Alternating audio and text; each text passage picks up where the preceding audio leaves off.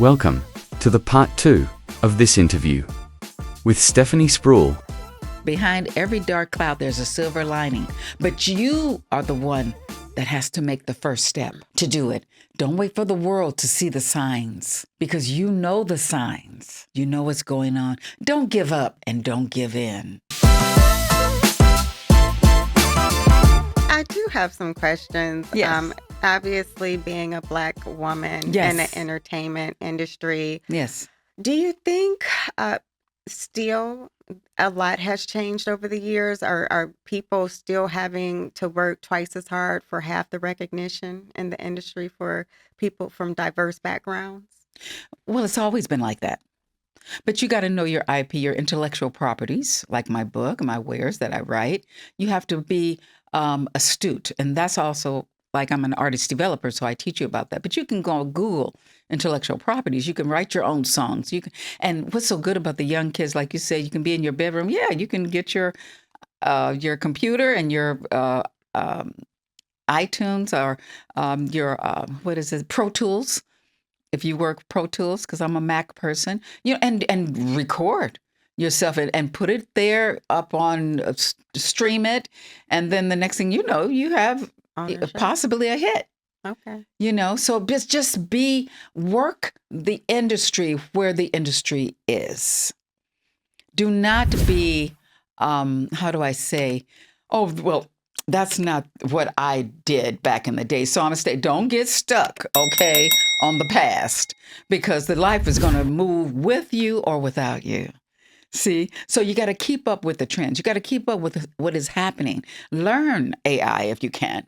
Learn all these things to keep you in the loop. But yes, it's difficult for an African-American woman, but you have to be strong. What they say, Keisha Lance Bottom, she just won and for mayor or governor of Georgia.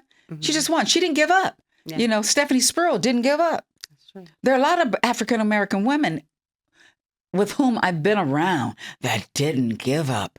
And that's the people I've learned, the shoulders that I now stand. My mother didn't give up. She was from the segregated South of Alabama. My father and mother, they made an exodus to Los Angeles, California, bought their home. So I learned, okay, get your own 40 acres in your mule. Buy your property. Be invested. You can learn these things. Do these things as a woman, period, because they're trying to take it all away.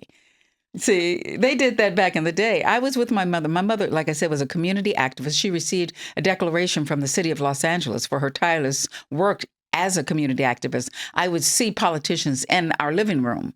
So with that said, I saw my mother said, oh, my God, we can vote across the country.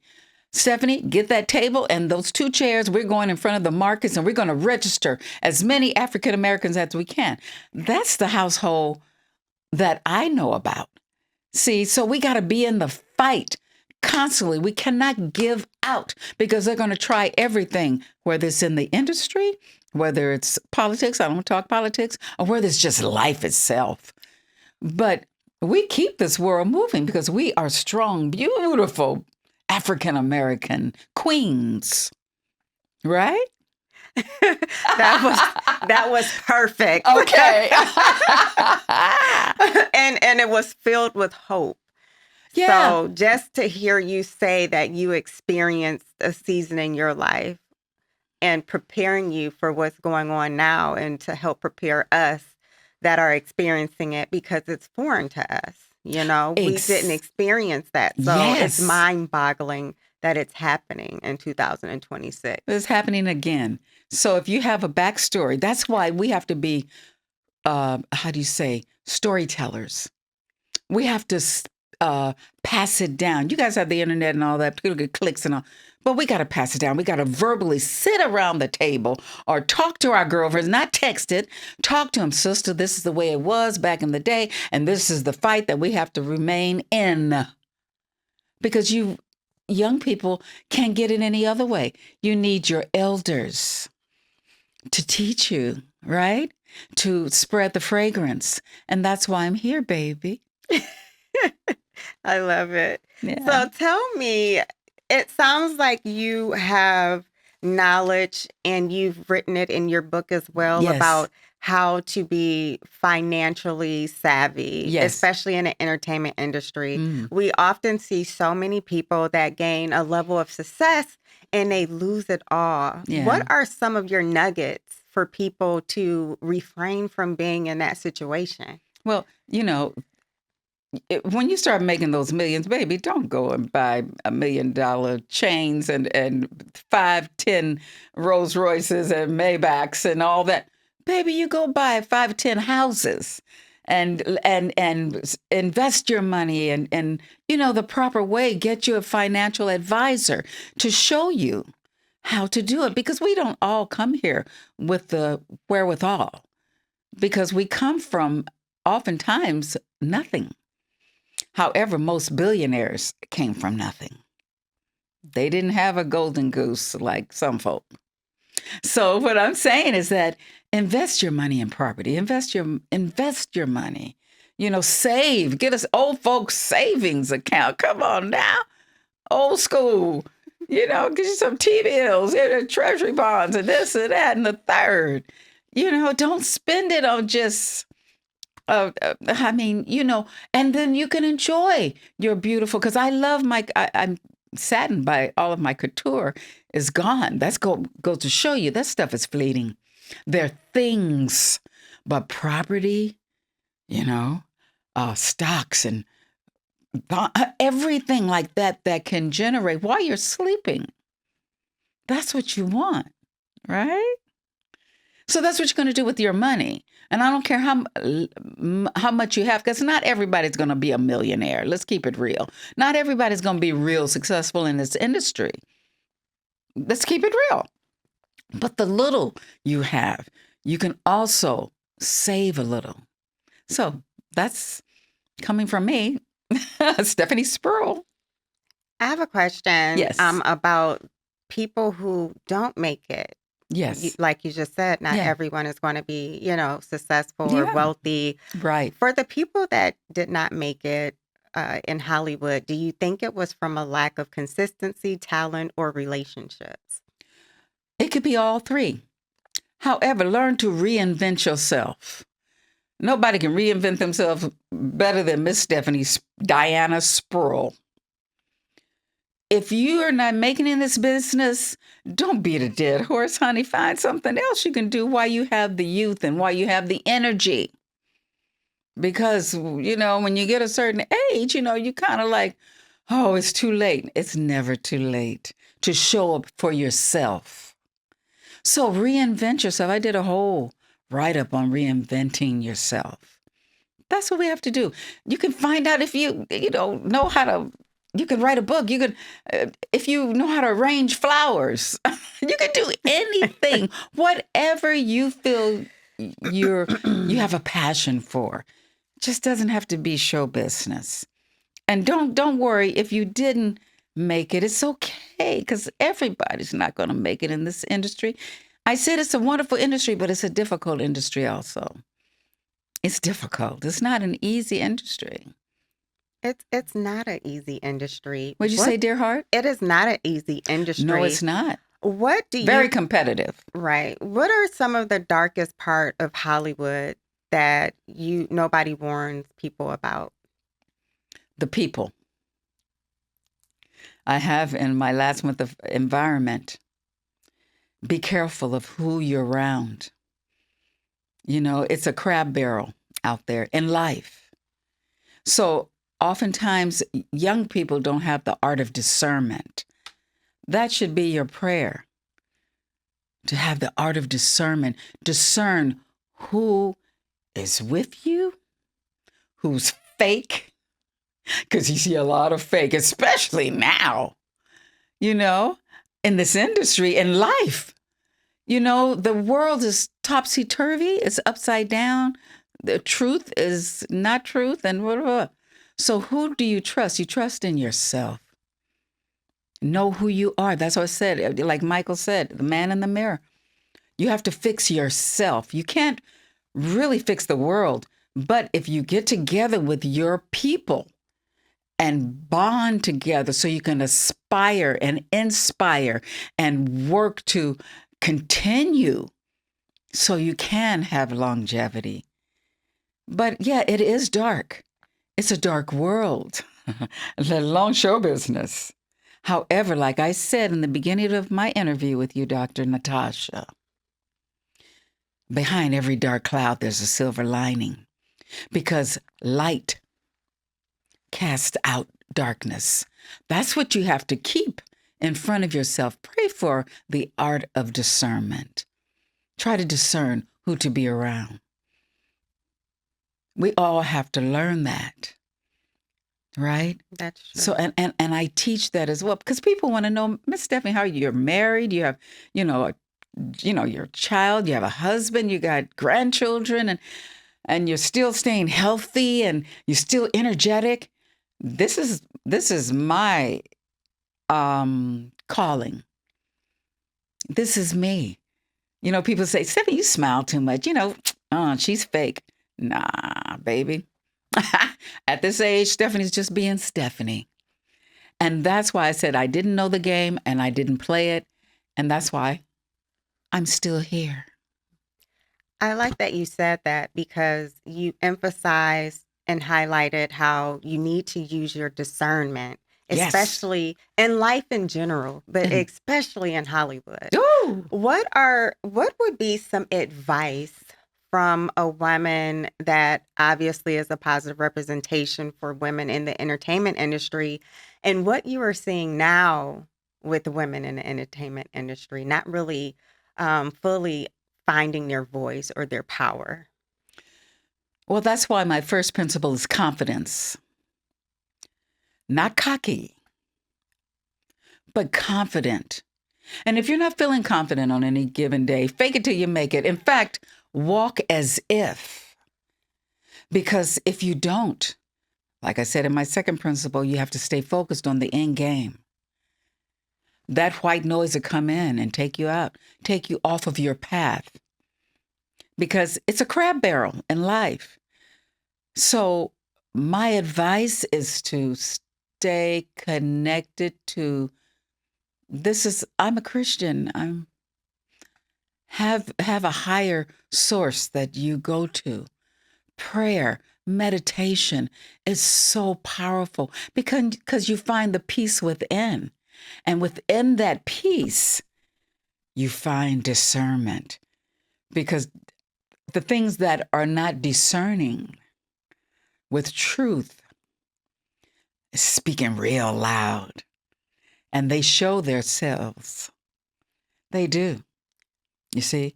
And don't let your right hand know what your left hand is doing. You can't tell everybody what you're doing. Everything. No. Because everybody's not happy for you. It's unfortunate, but that we have to stay guarded. But we're women, and you're beautiful. I know you come up against a lot of things, oh, you're so fine, we both have heard all of that. Been there, done it. What have you done for me lately? But we have to know who we are and whose we are. That's why I say you have to have a higher source. You have to pray. You have to believe in something. I believe in the Holy Spirit. I pray. Like Michael Jackson, he prayed before he hit the stage. He prayed before he started singing. That's the way I was, and that's the way I am. I'm still singing. I'm still doing my thing, you see? And I pray before my feet hit the ground. I put on the full armor of God before I hit the ground so I can know who I am and whose I am. And then do your exercises, do your thing, take your vitamins, take your apple cider vinegar and water, do all the things that keep you strong within. So if you're strong within, being healthy, physically and mentally, emotionally, get some therapy if you need it. Okay, don't be afraid of therapy. It's good. So that's true. I think women go through a lot in entertainment industry, but even as a woman in a professional space where I'm obviously a nurse practitioner, but in media space, Yes. I constantly have to, demand and make the respect a requirement. So Yes. instead of people addressing me as sweetheart and honey, and as I'm a married woman and my name is Natasha Thank you. or Dr. Natasha, Yes. either one is just fine. Exactly. So I do understand you do have to show up and you have to have that confidence, and Yes. people will learn how to treat you, but you have to show them. You have to show them. You have to teach them. And it's okay. They can take it Yeah. or not. That means that's discerning. So we do a segment, Yes. What's Hype About Health? I'm a nurse practitioner, medical correspondent for the Hype magazine. Yes. And we're constantly on this platform and on the platforms that I connect with and collaborate with. We are trying to encourage that people of brown, Black communities, diverse backgrounds, Mhm. they tend to have a higher risk for cardiovascular disease, diabetes, and all the things, right? Yes. So we want to have people on the platform telling us, what are you doing to be intentional about your health and preventing some of those poor outcomes in regards to health? You know, I'm blessed to have had a mother who was into vitamins before it was in vogue. She would stand all 9 of us at her desk and give us a handful of vitamins. Vitamin C, vitamin B, and take these. We said, we have to take these again. So I came up like that, you know. However, hey, it's never too late to learn. You need to go and get your checkups. You have to. Even they're trying to change that to where we can't have free clinics and all those things. Hey, go to emergency. I don't care where you got to go, but get your checkups, your yearly checkups, so you can find out what's happening.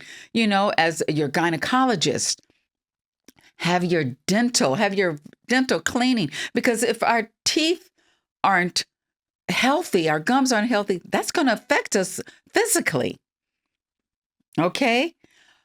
We have to go old school, take your apple cider vinegar in the morning and water and rinse your teeth out because apple cider vinegar is strong. Okay? Brush your teeth with that. I would say, why am I doing this baking soda, mother? Because this is the best thing for your teeth. Didn't know it. A gargle with peroxide. What? Why can't we have Pepsodent back in the day? Okay. She said, this is the best thing. They don't know. Their parents don't know. And that's why I still have my teeth today at my age. But anyway. Beautiful. No, as I digress, no. But stay healthy by just taking your herbs, your vitamins. You have to take your vitamin C. You got to take your zinc, okay? Because everything is breaking out. You have to take your vitamin D. African-American women, we need vitamin D. Your iron. Oh, we're always low in iron. Until you're a certain age, then you don't have to worry about it, right? But I believe in having your checkups, and I believe in going to the dentist, and I believe in taking your apple cider vinegar and water. I believe in exercising. Even if you can't afford going to a spa or club, it's okay. You walk around your house, around your apartment. Do 20 laps around your apartment. Don't sit, because if you sit, baby, that's going to happen. Because when you get older, and I'm telling you, they're saying, oh, you're talking about in your 60s. No, I'm talking, it starts in your 20s. That's when you start being healthy, and it becomes a routine. See, these are things, like I said, vocal warm-ups and all. It's a routine. You have to do it before you hit that stage. However, the same with being healthy, taking care of yourself every morning. Like I said, do your prayers, do your stretches in bed, your yoga stretches, do your meditation, do your prayers, take your vitamins. All of those things work in tandem. And you'll see why Miss Stephanie is still smiling at my age. You know, because I have a thirst for life, because I'm healthy. Thank God, you know, because I have a routine, and I've been sticking with it for many years, many, many years. So my early 20s, I've been touring the world since I was, 17? So, that's a long time. But it's a good thing, because it didn't break me. In mental health, we also like to Ooh. feel that through these discussions, that even if we could prevent one suicidal, one homicidal ideation, anyone from taking their life, it's important for us to support that community, have those conversations. It's so many stigmas within the community, especially within the Black community, because Yeah. we've been taught to be stoic. We've been taught to suck it up and deal with it. We're resilient, especially as Black women. Yeah. We juggle so many roles. So many. You know, I'm good because of my past. I can speak on it. If you're being abused, get out of it while you're young. Get out of it because it's not going to get better. You can't fix anybody but yourself. If you're not healthy, do it while you're young. Fix yourself. See, I'm always going back to yourself. It starts with the man in the mirror. It starts with you. If you are feeling hopeless, helpless, because of the world is crowding in on you financially and emotionally, because oftentimes we come here with a little ADHD, or we can be bipolar, or a lot of things happen that's either in your DNA. And we're trying to say, why me? Now, I'm not bipolar or have ADHD, but I'm just speaking on these things that a lot of people are predisposed to, like diabetes in their families, mental health in their families. When you find out that you do have those challenges, go and seek help. There's so many hotlines out there. There are people to help you, and they'll give it to you for free. Because they don't want you to take your life. They don't want you to be depressed all the time. There are people there, caring people, practitioners who are there because it's in their DNA to help. So you reach out to that 1-800 or whatever number that is. Pound 988 now. It gets even better. There you go. And it gets, like Dr. Natasha said, Pound 988. Pound 988. Yes. And it gets better. You hit that pound 988 and it gets better. Like I said, what did Miss Stephanie say? Behind every dark cloud, there's a silver lining. But you are the one that has to make the first step to do it.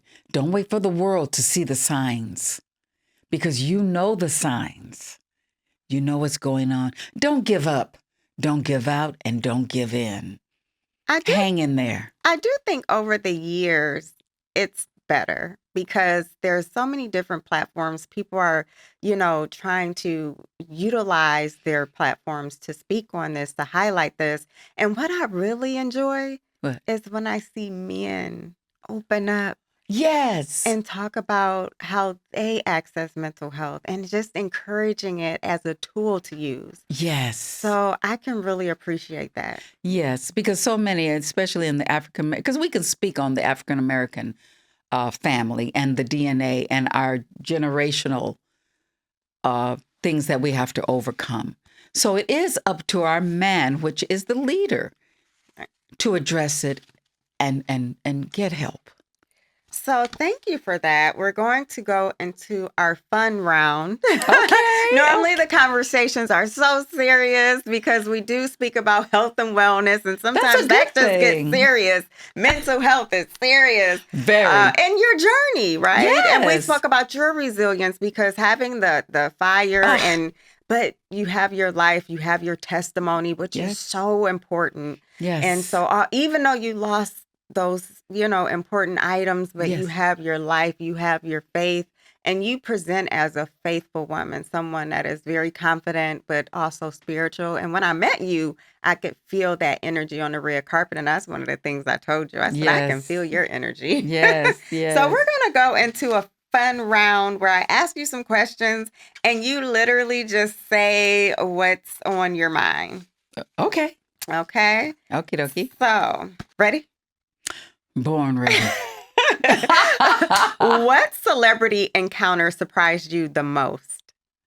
Wow.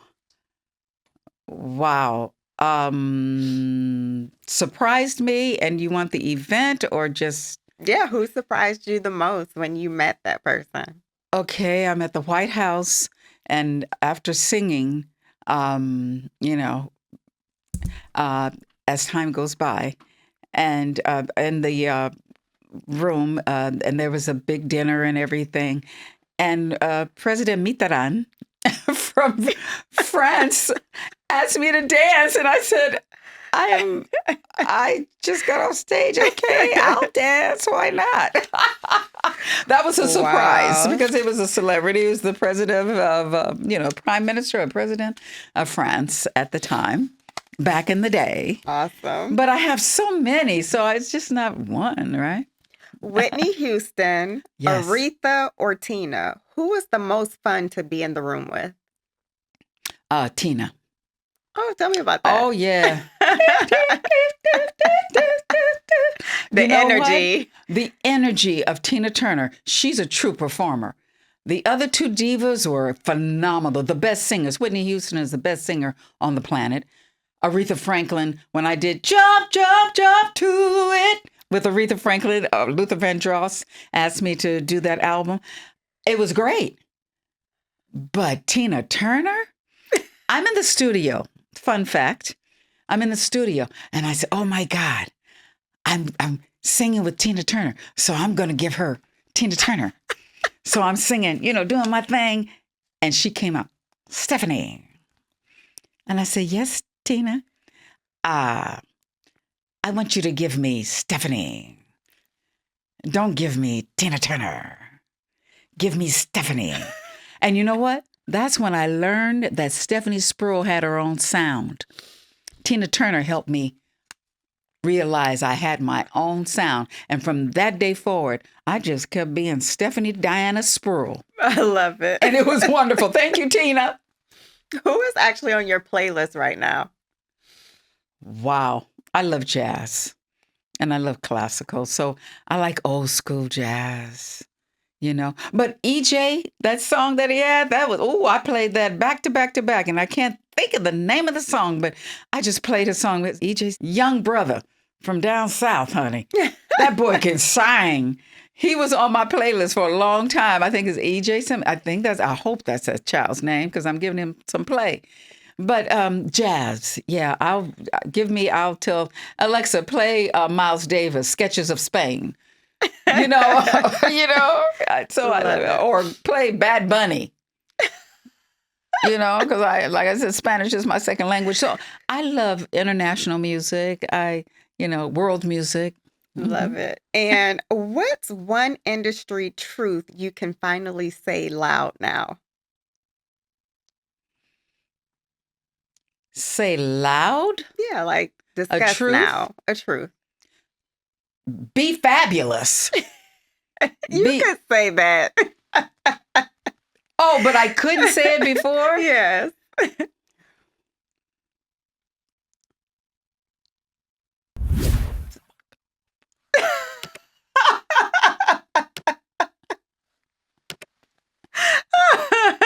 See, I had to cover my mouth and show her.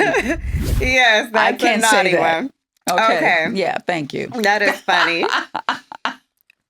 Was there ever someone that you felt that you should have been connected with on your journey in music? Like you've worked with some of the world's brilliant, talented, anyone on your journey that you feel like you should have worked with, dead or alive? God, I've worked with a plethora of genres. I've been around, okay. I would like to have, dead or alive. Oh, Jesus.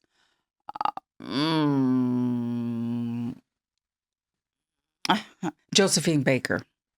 Why? I played Josephine Baker, in a play, but I'd love to have been around her when she was at her height. Because her being trilingual, she spoke many languages, and then she became this belle of the ball in France. And I would have loved to have been around her to feel her energy, opposed to reading books. Because my oldest brother, would always tell me when I was a kid, and I didn't know who it was. He says, "You're my Josephine Baker." I said, "Who's Josephine Baker?" He said, "I'm going to go to the library and get you a book on her." And I read it as a kid. So I would have loved to have been around Josephine La Becquière. And last one, if Michael Jackson was alive today, Okay. what conversation would he have with you about his biopic movie? What do you think his words would be? That's why there's a part 2. Because you couldn't show everything in part 1. Thanks for showing my work ethic. Thanks for showing what I did over there at MTV. Thank you for showing how I loved the Lord, however his prayers were. Thank you for showing my spirituality, how I meditated on who I am, how I created, how I would have these epiphanies at 3 o'clock in the morning and run down the stairs and go in my studio, because that's what I felt when I was at Havenhurst, when I was teaching Jafar. I told Jafar, I said, "God, you look just like Michael, and I can feel your uncle's spirit right now." Because we were in the studio that Michael had built. So I think he would say, "Shucks, I would love to still be here to show you guys what I'm all about, in my 60s and 70s and 80s and 90s. He would still have been a phenom. They would have had schools all over the world, Michael Jackson schools, which they have. There are people in the Amazon don't even speak a word of whatever. They speak in clicks.